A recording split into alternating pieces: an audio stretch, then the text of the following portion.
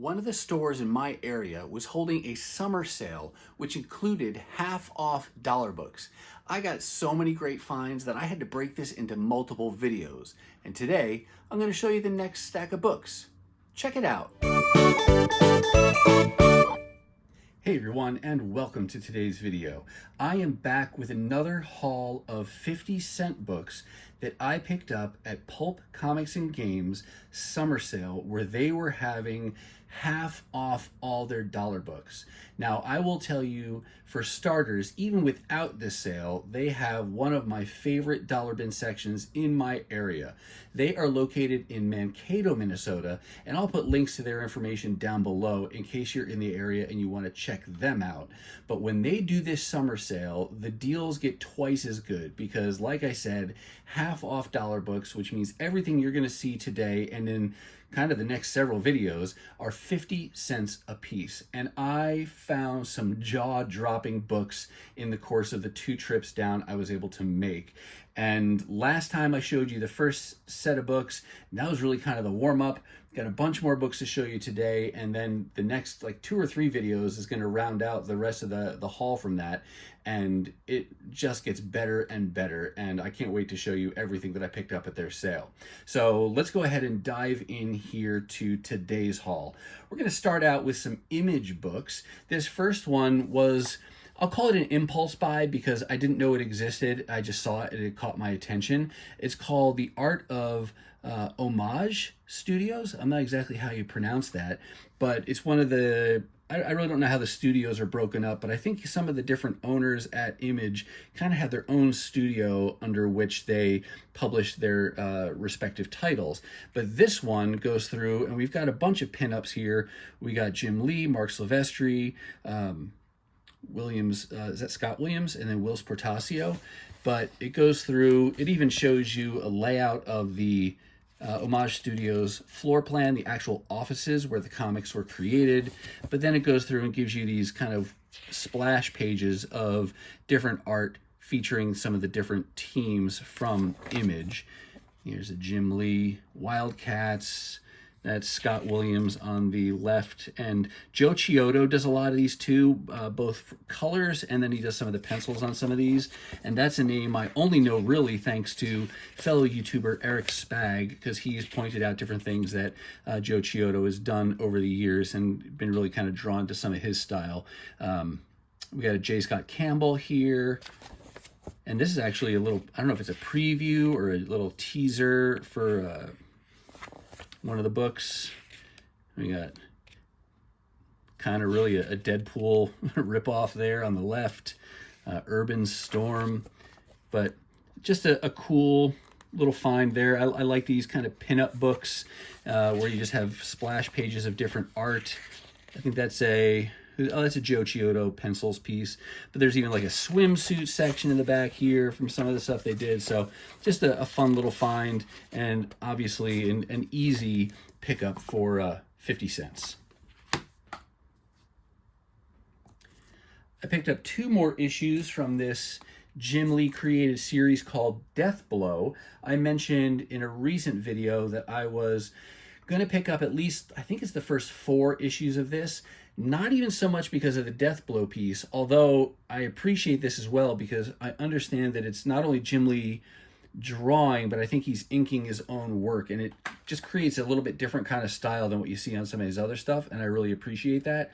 But what really motivated me to pick these up finally was the flip story here called Cybernary, and I think it just goes through the first 4 issues of Death Blow, but this is a character created by Nick Manabat, and I had seen some videos about his art and his this character and story and heard high praise for it, so I figured I'd go ahead and pick these up. Pretty easy to find because I've seen Death Blow in the dollar bins all day long for years and years. It's just never been something I've picked up. But now, finally, I'm going to go ahead and, like I said, get those first 4 issues. So now I have 1, 2, and 3, and just need to find number 4 at some point.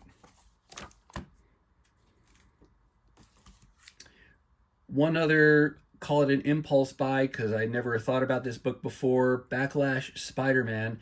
This is part one of a two-part limited series, and I just thought this was a cool mashup between some of the Image characters and Marvel, specifically Spider-Man, and then you got Venom in there, and I just thought it was a cool looking art on the cover with that wraparound. So pick that up, and if I ever find part two someday, I'll grab that. But for now, I'm just really happy with that cover buy on issue 1.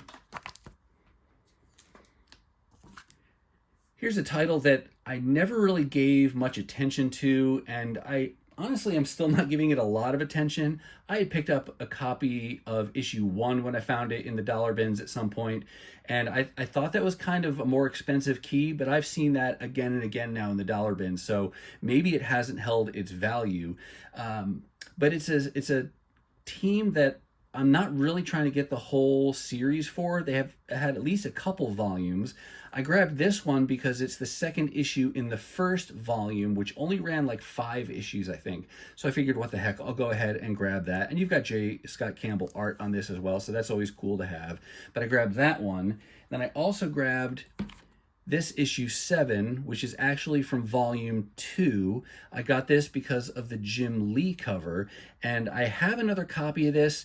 I thought this might be an upgrade, but in fact, this is actually the direct edition copy, and the one I currently have is newsstand. So I'll probably hold on to both of those just because I like it when I can have both the newsstand and the direct of something I'm interested in.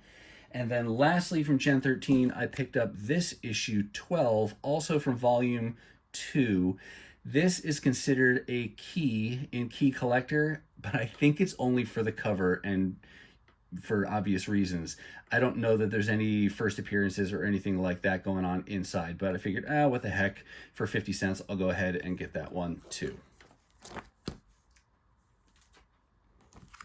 Still with Image for one more book. This was a fun find for me because of what it represents. Codename Strike Force was like a 14-issue series that I never collected when it was coming out, but the art kind of caught my eye again and again when I would see these issues. And so at some point a while back, I decided I'm going to go ahead and try to hunt down the whole short series. And I had gotten every issue except number 6. And for months now, I've been looking, and I would come across runs of this title, and issue 6 was always missing, and I don't think there's anything significant about it. It was just one that I had a hard time finding. But finally now I have issue 6, an amazing price, obviously at 50 cents, and now I can say I completed the volume, and now I can actually give it a read. I don't have high hopes for this story because this was like the height of 90s extremism and things like that, but the art is nostalgic for me in terms of, reminding me back of when I was collecting at that time, and I, on some level, do appreciate the art style from that time, if nothing else for nostalgia, so I'll appreciate the art if nothing else, even if the story isn't stellar.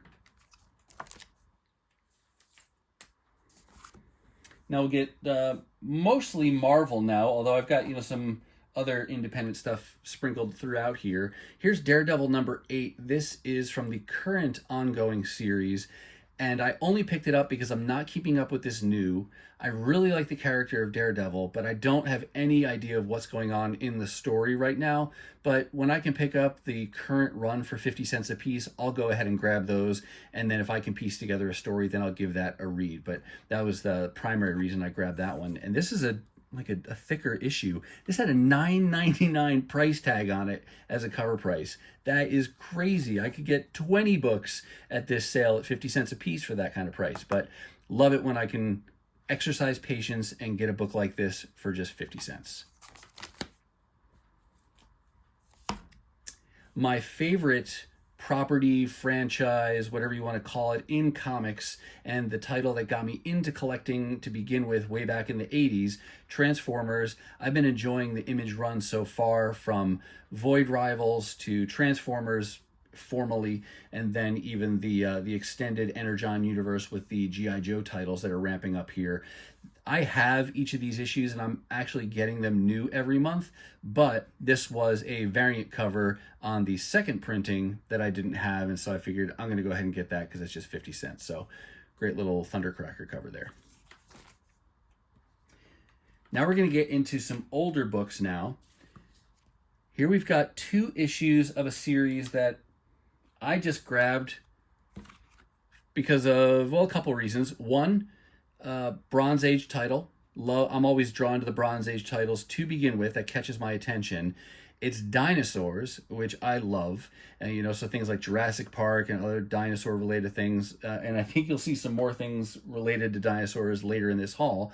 But I love dinosaur books. But then also, this is Jack Kirby, and they didn't have issue number 1, not surprising because that is not a dollar book, but I love that they had issues 2 and 3. So easy grabs to get those cool old Bronze Age books, and they're in decent shape. These are mid-grade copies, so very happy to have gotten those 2 issues. Not a title I would have gone hunting for otherwise, but when you stumble across things like this for just 50 cents, hard to say no to that kind of stuff. Here's another just fun book to stumble across. Here we have Legend of Zelda number 2. I'm not really clear about how these were published, and I can't remember if it was CLZ or where I looked it up online, but I tried to add this to my collection, and I think this actually comes up as like a reprint of issue number 4 from the original Legend of Zelda series. It's still from the early to mid 90s. When did this come out? 1991, so early 90s, but it may even have some kind of key significance, maybe a little bit more valuable book, at least more than 50 cents or $1. I grabbed it primarily because I loved this video game on my original Nintendo Entertainment System. Yep, I'm that old, that I played way back in the 80s, 90s, and it was a great game, so love a comic adaptation of these characters and the story. So I don't know that I'll ever see any of the other issues from this, and that's okay if I don't. It's just super fun to have found even that one issue for so cheap.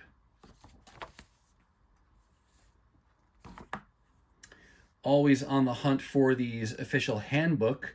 This is from the deluxe edition, which went, gosh, I'm forgetting now. I just mentioned this in my last video. Something like 15 or 20 issues that this deluxe edition went. This was really volume 2 of the official handbook of the Marvel Universe.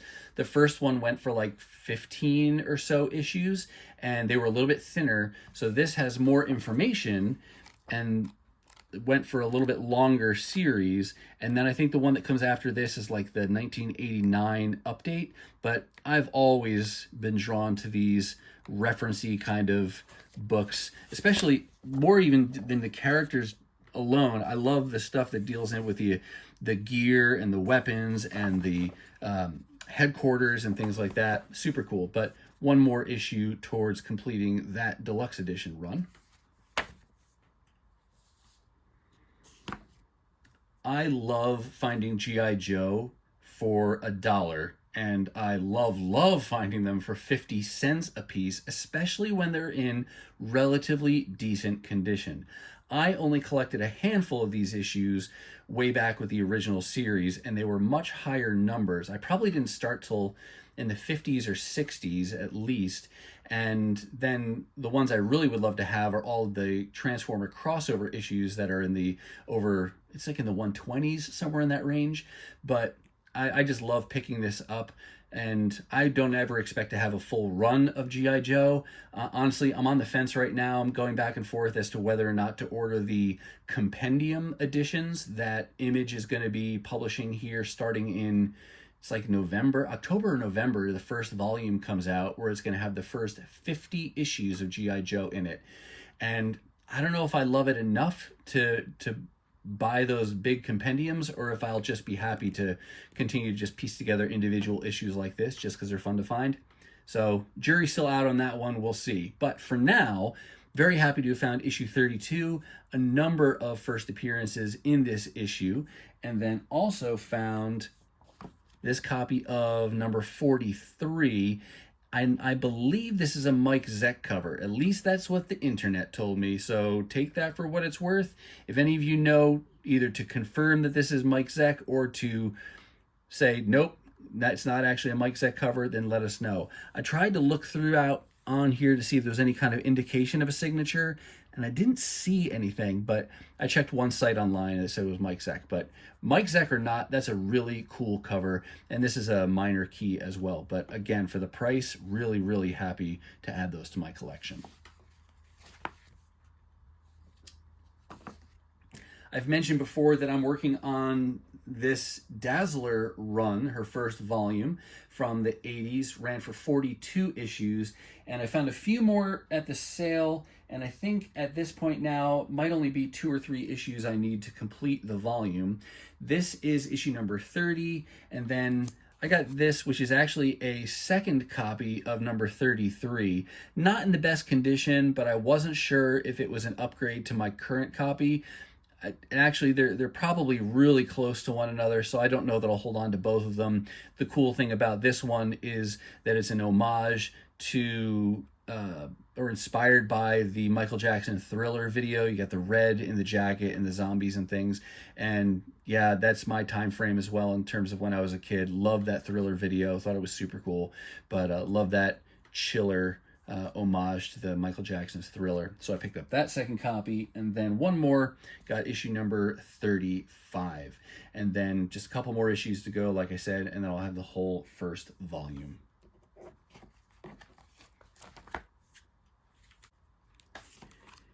Here was another book that I just stumbled across and was really happy to grab this. This is Inhumanoids. It was a toy line back from when I was a kid. I don't remember if there was an actual cartoon about it, but I do remember the Inhumanoids, Inhumanoids. And I still get that commercial that will pop up on my social media feed because I'm a Gen Xer and all that Gen X stuff pops up for me. And yes, of course, I watch the commercials and things because it just reminds me of childhood. But I had found a copy of issue number 2. It might even been at Pulp Comics on a previous visit, but love it when you can find issue number 1 to a series like that. I don't remember offhand how many issues this went for. I can't imagine it went very long, but just a real nice nostalgia buy with Inhumanoids number 1. Wizard magazine was something that again, nostalgic for me when it came out in the early 90s. It was one of those pre-internet ways to get comic industry news, interviews, checklists, price guides, things like that. And this is probably later than I would normally have collected. Yeah, September 99. I think I have in my CLZ somewhere in like 95 or 96 for the issues I'd like to keep an eye out for. But I will gladly grab something like this that catches my eye. You got a really nice Spider-Girl and Batgirl cover done by J. Scott Campbell. So that was an easy decision for me. And you can also get an idea of the time frame here. You got Patrick Stewart signing up for X-Men. And you don't realize how old folks are getting until you see something like that. He looks so young there, crazy. But super fun to find a Wizard magazine in the 50-cent bin.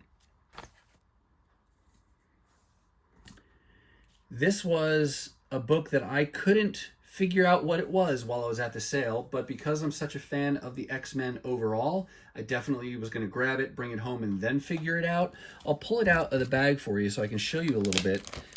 It's not a full-length comic.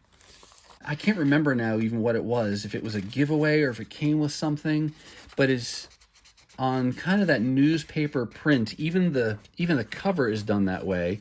But it's a story written by Ralph Macchio. Chris Marinin is the penciler. Keith Williams is the inker. And it's the 90s X-Men costumes. But it's a sports related. You got the NFL here. Maybe it was something to do with the NFL that put this out. But it's just a short story that caught my attention. And I love those kind of promo and kind of off the beaten path kind of comics, not from a particular run, but just something a little bit more unusual. So very happy to grab that copy and add that to my collection. And then actually the balance of books I'm going to show you are not from the summer sale, but they are from Pulp Comics. They're just from a previous trip, and it wasn't enough books to kind of really have its own video, so I figured I would tack them on at the end here. So these would be books that would have come from those same types of boxes that all the 50-cent books came from, but these were double the price at a whopping $1 a piece. So here we go with actual dollar books from Pulp Comics. Here is Astonishing X-Men #1. It's like a sketch variant to #1. This is kind of adhesive from the plastic bag that's not on the book itself, but I haven't changed out the bag and board because it's got this cool, oops, you can't even see it. Sorry about that. This holographic Marvel Comics logo for the seal, and it does have this COA, Marvel Authentics, The Astonishing X-Men #1. It was a limited series of 3,500 copies. I kind of wish the bag was a little cleaner because that would mean that the book would present a little bit better, but like I said, it's the original bag, and I don't want to break that seal. I loved this series, at least the first 24 issues, and that were what, Joss Whedon and Cassaday, what's his first name? I'm blanking, but great portion of the run, and now I'm at the point where I'm trying to complete the rest of this volume that ran for something like 68 issues, but that was just a cool variant to #1 to stumble across in the dollar bins. Bought this copy of Danger Girl just because it made me laugh. I'm not collecting Danger Girl at all. This is #3 from whatever volume this is, and it's an Adam Hughes cover, and it made me laugh because here you've got the character with the sticks of dynamite about to go off, and she's screaming, "Ah," but that's Adam Hughes' initials for how he signed the cover, and I just thought that was a cool double use of his initials, so that's why I grabbed that one. Love the Teenage Mutant Ninja Turtles, and so I will be drawn to anything that I see them in, and this is a crossover, just a one-shot done by Mirage Studios there with the Savage Dragon and the Teenage Mutant Ninja Turtles. Haven't read that yet, but like I said, it's Turtles related, so go ahead and grab that for a buck. Speaking of Savage Dragon, here's issue #3. I have put together now the first like 13 issues of that volume under the encouragement of someone online, and I've shown them to you out of order the way I've pieced them together, but this was #3, so I think now I've shown you all 13 of those first 13 issues, and so now I can give these a read through and decide if I want to just stop there or if I want to keep going with the story after that. I've recently gotten more into the original Ultimate Universe. I had started with putting together the run of Ultimate X-Men that was 100 issues, and then I did some of the Ultimates that was the basis of the original Avengers movies. And then after that, now I'm working on the Ultimate Fantastic Four, and then there's been a bunch of limited series that they've done from that Ultimate Universe. And so I'm just piecing together different series as they catch my attention for one reason or another.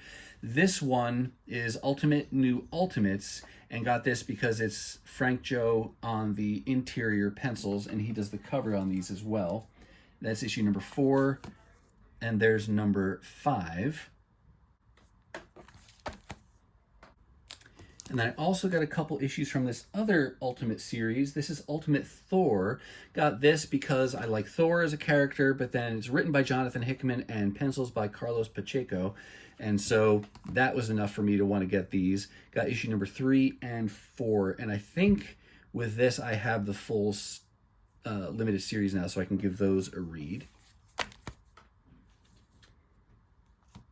Continue to chip away at Marvel Age, at least the covers that catch my attention. We'll see if I ever put together the whole volume. I think this series ran for 140 issues or so, and I believe that's a John Byrne cover, and it's got an interview inside with John Byrne, and I think that's his signature there that he kind of hid in the grass there for his name, Jay Byrne, but not 100% sure, but that's my hunch.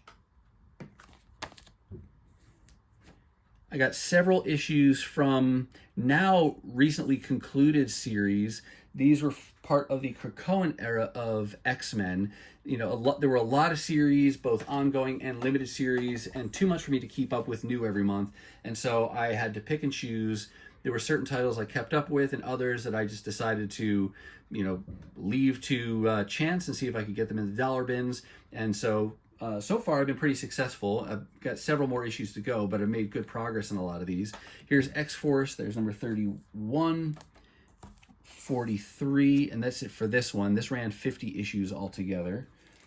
But then I got X-Men Red, number 14 and 15, and I think this ran for like 18 issues. So Krakoan era is done. We're on to the new chapter of X-Men, which is, was it From the Ashes? But I'm still going to continue to chip away at some of these Krakoan era titles until I complete them, because I'd like to still give some of those stories a read. Kind of coming back to the Ultimate Universe, Ultimate Marvel Team Up is, I really don't know more than just the title and what that tells you about it. Although I can say Brian Michael Bendis wrote at least part of it. I don't know if he wrote the whole thing, but he was writing the early part of this. And some of these have some minor key significance to them. And so I picked these up because they were cheap, because I like a lot of what Brian Michael Bendis has done, although I know, that can be a divisive statement right there. But yeah, and some of the pencils and things like that. So I figured, they're cheap. I'll go ahead and get these. Grab number 1 just because it's number 1 and it's got Spider-Man and Wolverine in it. But then I got number 5. This one's penciled by Michael Allred. You got Iron Man and Spidey. There might be a minor key significance to an appearance inside there.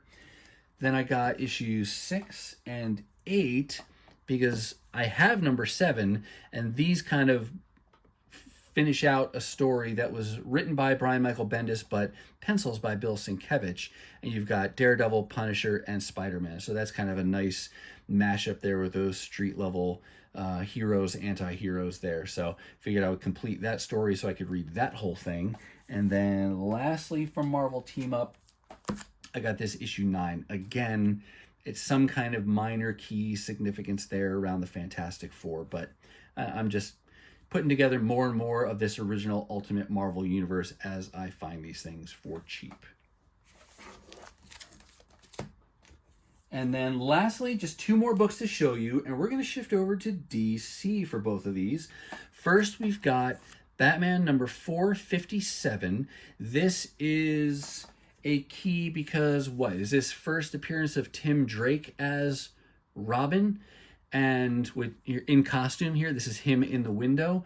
I actually found 2 other copies of this book for $1 months ago now. One of them was just the standard direct edition copy. The other one was actually an error copy, the indicia inside where it normally has the issue number. It was mistakenly printed with 000 as the issue number. And so that's a key because of that. I don't ascribe much value to that. I just think it's cool when you can find those kind of things that are considered more oddball or rare and not the common thing. So I have those. But then I grabbed this one. It's just $1, obviously, but this is the second printing direct edition copy. And you can tell it's second printing because it says the new Robin issue here, which that didn't have that on the very first issue. They wanted it to be more of a, something you got to reveal in the issue itself. And so that's obviously a spoiler on the second print, but grab that. And then the next one is Batman as well. This is Batman number 492, part of my effort to complete the Nightfall story. I have several of the issues around this story that I got new back when they came out, but not everything. And so over time, I will put this together. There's a part of me that kind of wonders whether or not maybe I'll go and get the omnibus editions of this as well.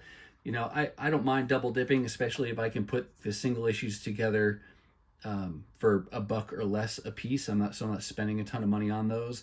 I got this one really because not only was it an issue I was missing, it's the first part of that. So nice to kind of anchor the story and have that first chapter of the story. I'll also point out that this is the second printing, and I haven't followed it closely, but I know there's some different values that are given to each of the different printings, both for the Batman stuff at this time and maybe even some of the Superman stuff around Death and Return of Superman. But I got it primarily because it was the first part of that, and it's just $1. So I do think there's also I know there's a platinum edition that's might also be the second printing, but that's the most valuable one. This is not that. The top part looks very similar to the Platinum Edition, but you can tell the Platinum Edition based on the color of the Batman insignia behind the title there. This one's pink, and the one on the Platinum Edition is obviously platinum. But still, happy to have that and to fill that hole in my collection. And someday I'll complete this whole thing and be able to read all those issues I never got. But for now, we'll just kind of take it 1 or 2 issues at a time. All right, that's going to do it for me, and that's going to do it for this second haul of books that I got still on my first trip down to Pulp Comics and Games for their summer sale. I do hope you saw something that you liked, and if you did, go ahead and give the video a thumbs up. And if you want to see more content like this, dollar hauls, 50-cent hauls, really anytime I show you the good books I find for great prices, then go ahead and hit that subscribe and ring the bell for notifications so you'll be notified the next time I upload a video. Now, if you're not quite ready for the YouTube fun to stop, I have hand-selected a couple videos here for you to check out. As always, thank you so much for watching, and I'll see you next time.